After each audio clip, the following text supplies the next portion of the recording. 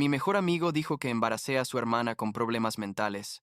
Mis padres me desconocieron sin pruebas. Pero cuando la prueba de paternidad demostró mi inocencia, mis padres me demandaron y el juez los dejó sin palabras. Tengo 26 años, trabajo en marketing digital para una empresa mediana, y honestamente necesito contar esta historia porque lo que me pasó hace como año y medio todavía me tiene procesando un montón de cosas.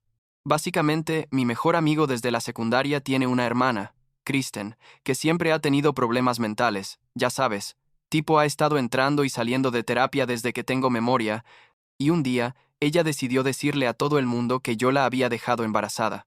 Y cuando digo todo el mundo, incluyendo a mis padres, quienes me creyeron a ella en lugar de a mí, su propio hijo, y me desconocieron completamente. Así de loco estuvo todo esto. Y la verdad es que incluso ahora que tengo pruebas irrefutables de mi inocencia, las cosas siguen siendo un desastre. Supongo que debería empezar por el principio para que esto tenga sentido. Blake ha sido mi mejor amigo desde que teníamos como 13 años.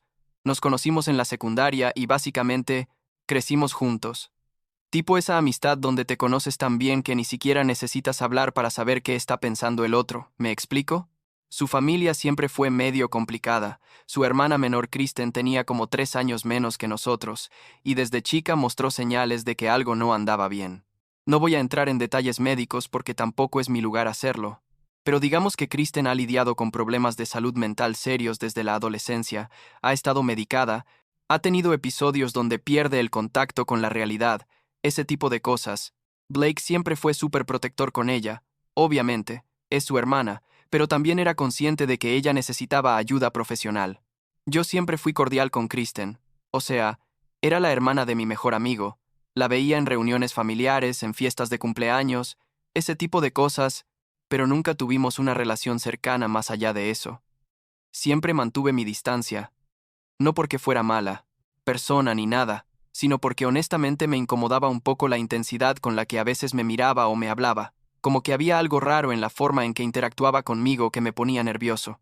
Blake me había advertido años atrás que Kristen a veces desarrollaba obsesiones con personas, que era parte de su condición.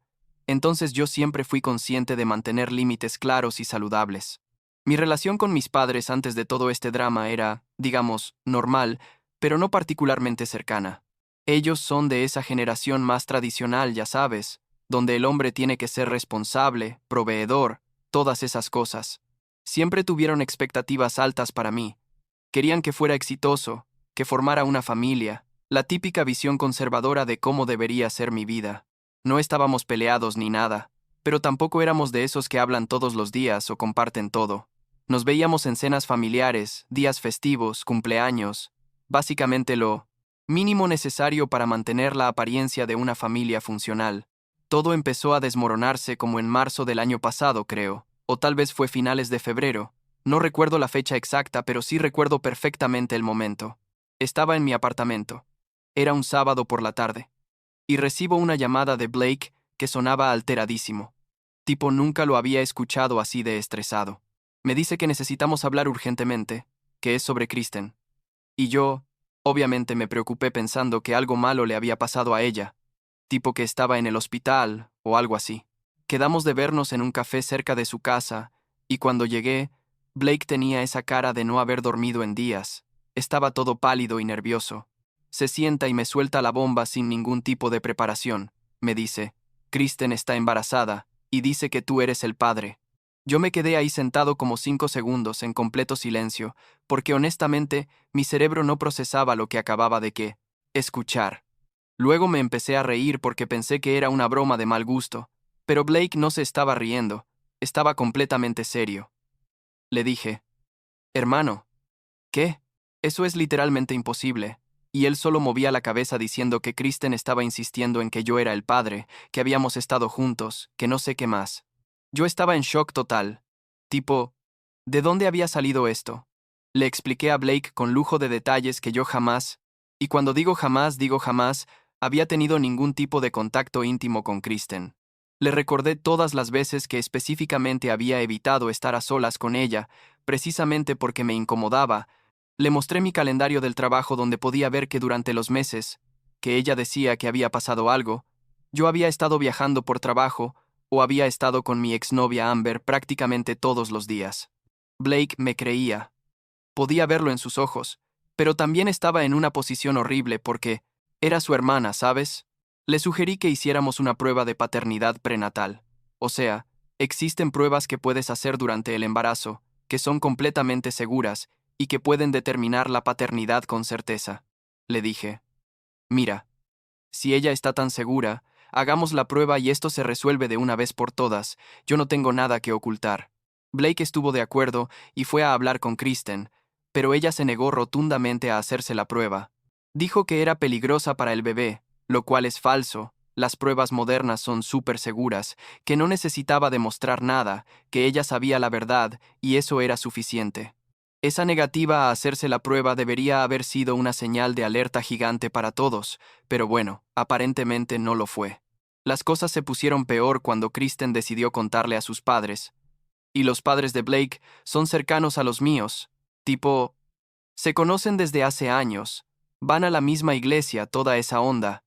Entonces, mis padres se enteraron y yo recibí una llamada de mi madre que estaba literalmente gritando por teléfono, diciéndome que cómo podía haber sido tan irresponsable, que cómo podía haberle hecho eso a esa pobre chica, que tenía que aceptar mis responsabilidades como hombre. Yo intentaba explicarle que no era cierto, que jamás había pasado nada entre Kristen y yo, pero ella no me escuchaba, solo seguía gritando. Mi padre fue peor. Me citó. En la casa de mis padres. Yo ya no vivía ahí. Tenía mi propio apartamento desde hacía como 3 años.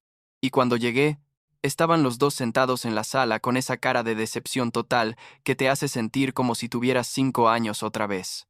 Mi padre empezó con un sermón sobre la responsabilidad, sobre cómo un hombre de verdad asume las consecuencias de sus acciones, sobre el honor familiar, básicamente todo el discurso tradicional que te puedas imaginar.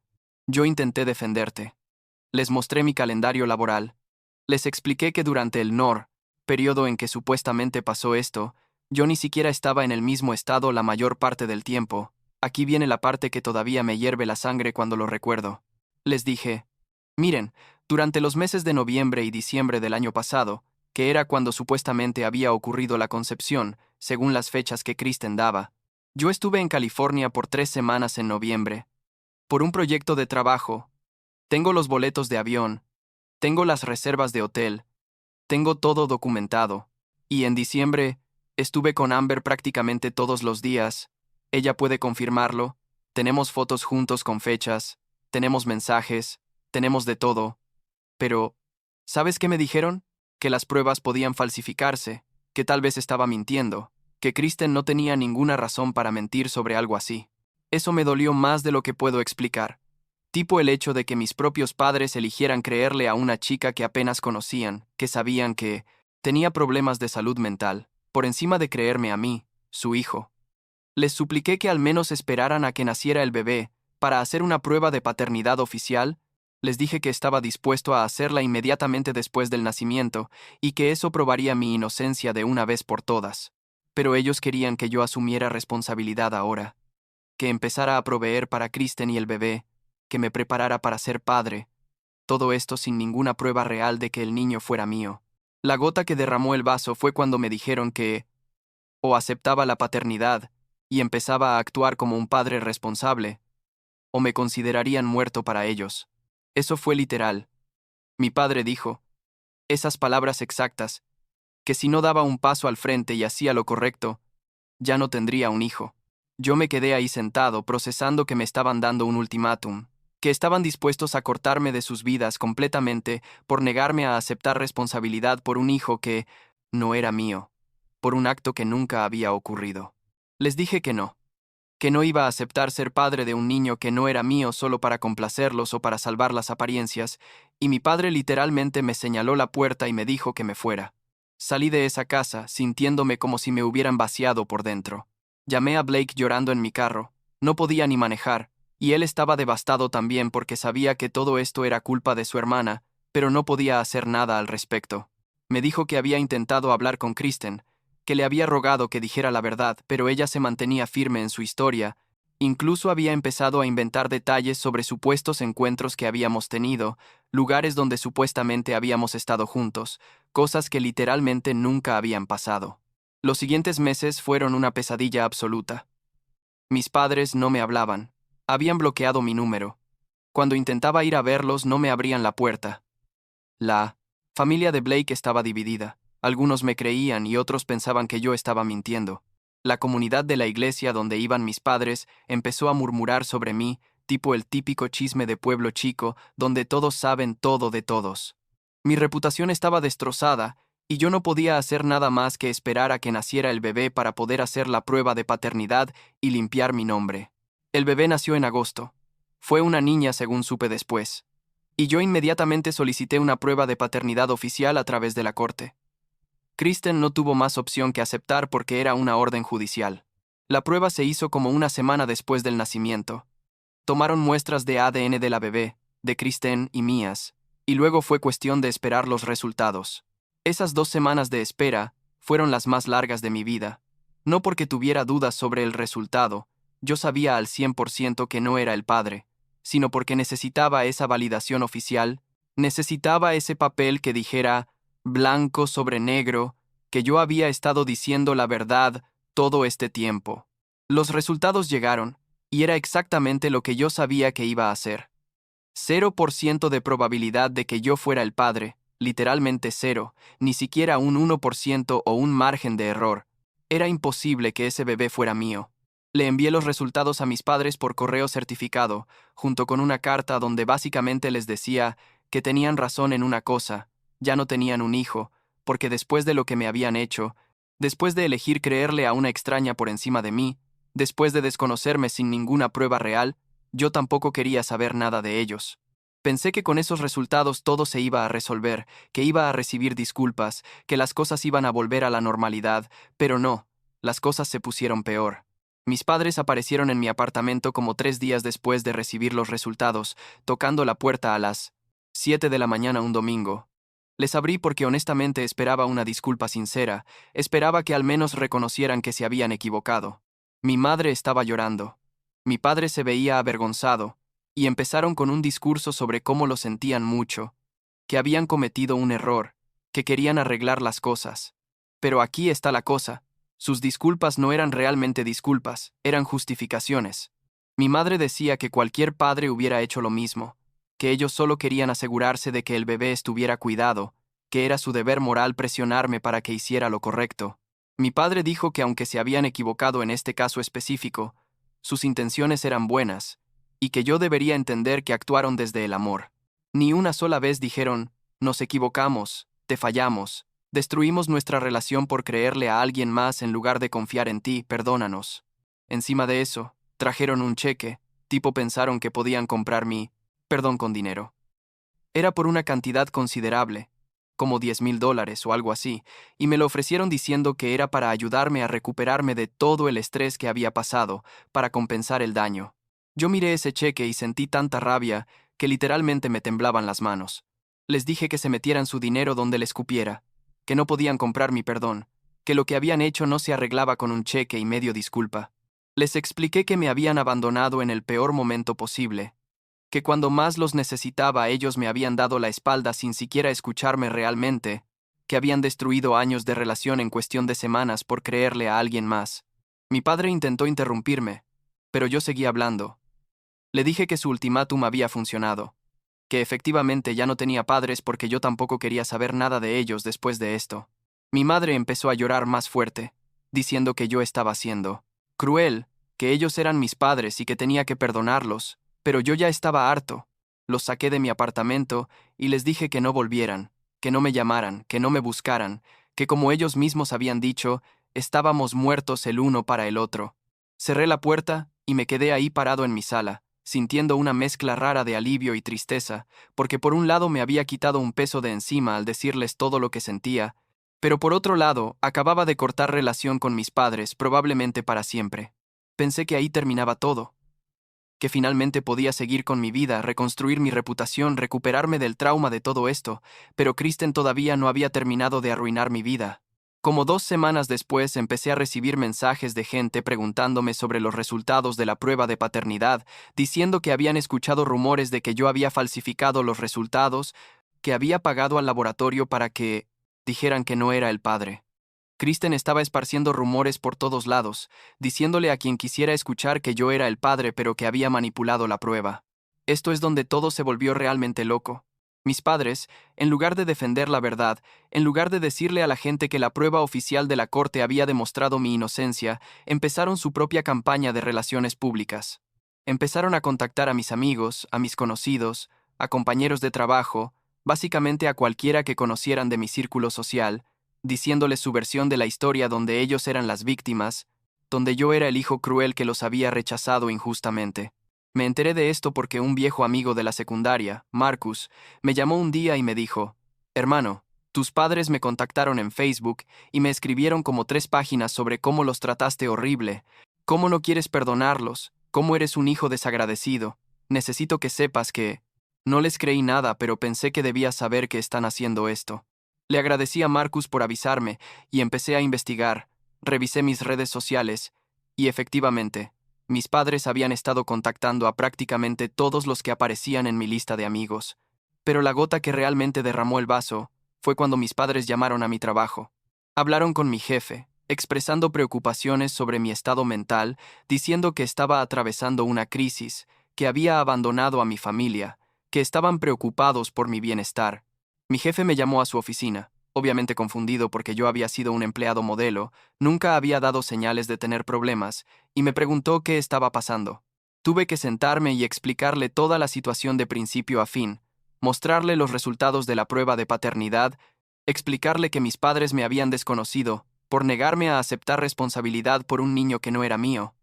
Mi jefe fue increíblemente comprensivo, me creyó completamente y básicamente les dijo a mis padres que no volvieran a contactar el lugar de trabajo, que si tenían problemas personales conmigo, los resolvieran fuera de mi ambiente laboral. Pero el daño ya estaba hecho. Ahora mis compañeros de trabajo sabían que había drama familiar. Algunos me miraban raro, otros me preguntaban si estaba bien. Era incómodo y humillante tener que explicar una y otra vez que no abandoné a un hijo, no falsifiqué ninguna prueba, sí, mis padres están acosándome. Fue entonces cuando decidí que necesitaba tomar medidas legales. Contacté a un abogado, Jonathan, que se especializaba en derecho familiar y acoso, y le expliqué toda la situación. Jonathan me dijo que tenía un caso sólido para una orden de restricción, que el comportamiento de mis padres constituía acoso y que estaba afectando mi vida laboral y personal. Presentamos la solicitud de orden de restricción con toda la documentación, los mensajes que habían enviado a mis amigos, los registros de las llamadas a mi trabajo, todo. El juez aprobó la orden de restricción básicamente de inmediato, lo cual me dijo mucho sobre cuán obvio era que mis padres se habían pasado de la línea. La orden especificaba que no podían contactarme directa o indirectamente, que no podían acercarse a mi apartamento o mi lugar de trabajo, que básicamente tenían que mantenerse completamente alejados de mí. Les notificaron la orden y yo pensé que finalmente iba a tener paz. Pero no, resulta que la cosa todavía no terminaba. Como una semana después de que les notificaran la orden de restricción, salgo de trabajar y veo mi carro, y alguien había rayado la palabra mentiroso con una llave en todo el lado del conductor. No tengo pruebas de que fueran mis padres. No había cámaras en ese estacionamiento, pero la sincronización era demasiado conveniente para ser coincidencia. Hice el reporte a la policía. Les mostré la orden de restricción, pero sin pruebas no podían hacer nada. Luego vino lo más absurdo de todo esto. Como 2 meses después de la orden de restricción, recibí notificación de que mis padres me estaban demandando. Sí, leíste bien. Me estaban demandando a mí. La demanda era por angustia emocional. Alegaban que yo les había causado sufrimiento psicológico al rechazar su perdón y al obtener la orden de restricción contra ellos. Jonathan casi se ríe cuando vio la demanda. Me dijo que era una de las cosas más ridículas que había visto en su carrera, que no tenían ninguna base legal, pero que igual teníamos que responder y presentarnos en corte. El proceso legal fue largo y agotador. Tuve que revivir toda la historia otra vez, presentar todas las pruebas, los resultados de la prueba de paternidad, los mensajes de acoso, todo. Mis padres contrataron un abogado que básicamente argumentaba que ellos solo habían actuado como padres preocupados, que yo estaba siendo cruel al no perdonarlos, que merecían compensación por el dolor que les había causado. Era surrealista escuchar a su abogado pintarme como el villano de esta historia cuando ellos habían sido los que me habían desconocido sin ninguna prueba real. La corte falló a mi favor, obviamente. El juez básicamente dijo que la demanda no tenía mérito, que yo tenía todo el derecho de establecer límites con mis padres después de lo que había pasado, que la orden de restricción estaba justificada dado el patrón de acoso documentado. Encima de eso, el juez ordenó que mis padres pagaran mis honorarios legales, que ya iban por varios miles de dólares en ese punto. Jonathan me dijo que fue una victoria completa, que raramente veía a un juez ser tan directo en su fallo. Pero para mí no se sintió como victoria. Se sintió como otra batalla agotadora en una guerra que yo nunca pedí pelear. Estaba emocionalmente drenado. Había gastado meses de mi vida lidiando con esto. Había perdido a mis padres. Mi reputación estaba dañada. Había tenido que gastar dinero en abogados, aunque al final me lo reembolsaron. ¿Y todo por qué? Por la fantasía delirante de una chica con problemas de salud mental que nadie había cuestionado lo suficiente antes de que todo explotara. Blake y yo seguimos siendo amigos, aunque nuestra amistad nunca volvió a ser igual. ¿Cómo podría serlo? Su hermana había destruido mi vida y mi familia, y aunque él no tuvo la culpa, siempre había esa tensión incómoda entre nosotros. Eventualmente la amistad se fue diluyendo. Nos vemos ocasionalmente, nos mandamos mensajes de vez en cuando, pero ya no somos los mejores amigos inseparables que éramos antes. Es triste, pero es la realidad. Hace como 3 meses, recibí un mensaje de mi prima Sofía, quien me contó que mis padres están planeando una reunión familiar grande, tipo están invitando a toda la familia extendida, y aparentemente todo el propósito de la reunión es forzar una reconciliación conmigo. Sofía me dijo que mis padres le habían pedido a ella y a otros familiares que me convenzan de ir, que están diciendo que ya pasó suficiente tiempo, que necesitamos sanar como familia, toda esa retórica. Le respondí a Sofía con un email largo donde básicamente puse todos mis límites clarísimos. Le expliqué que no tengo ningún interés en reconciliarme con mis padres, que ellos tuvieron múltiples oportunidades de hacer las cosas bien y eligieron seguir causándome daño, que su comportamiento después de que se demostró mi inocencia fue tan malo o peor que su comportamiento inicial. Le dije que aprecio que ella intente mediar, pero que mi decisión es final, que no voy a ir a ninguna reunión familiar, que no voy a responder a ningún intento de contacto, que básicamente mi relación con mis padres está muerta y enterrada. También les escribí un email a mis padres, aunque violaba mi propia regla de no contacto, pero sentí que necesitaban escuchar esto directamente de mí una última vez. Les dije que entiendo que probablemente piensen que soy cruel o que estoy siendo demasiado duro, pero que ellos no entienden el daño profundo que me causaron. Les expliqué que no fue solo que me desconocieran, fue que eligieron la versión de una extraña por encima de la mía. Fue que me dieron un ultimátum cuando yo estaba diciendo la verdad. Fue que incluso después de que se demostró mi inocencia, no pudieron dar una disculpa real.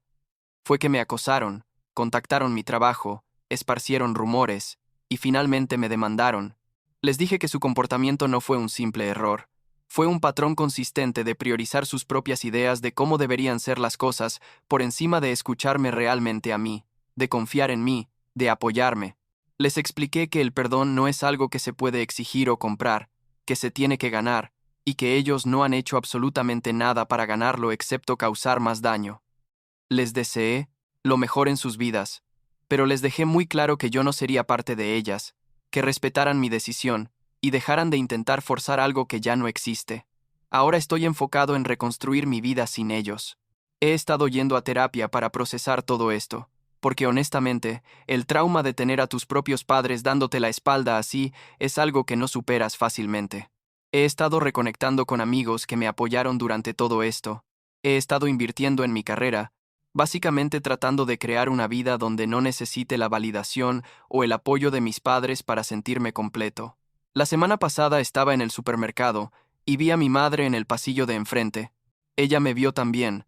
Pude ver en su cara que quería acercarse, que quería decir algo, pero se quedó ahí parada.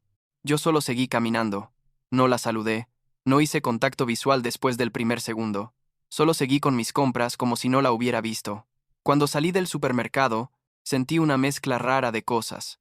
Parte de mí se sintió mal.